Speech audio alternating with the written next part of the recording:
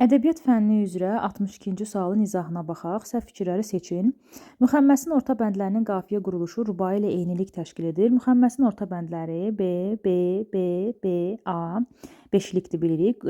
Rübai isə dördlükdür. A, A, B, A formasında qafiyələnir və gördüyümüz üzrə heç bir eynilik yoxdur.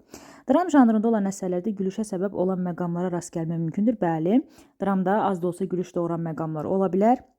Şəkli xüsusiyyətlərinə görə qitəni qəzəldən fərqləndirmək mümkündür. Bəli, qafiyə quruluşları tamamilə fərqlidir. Deməli, 3 də doğrudur. Nəsr hissəsi çox olan poemalar epik lirik poemalar adlanır. Poemalarda nəsrlə yazılma deyə bir xüsusiyyət yoxdur. Poemalar hər zaman nəzmlə yazılır. 4-cü fikrimiz yanlışdır.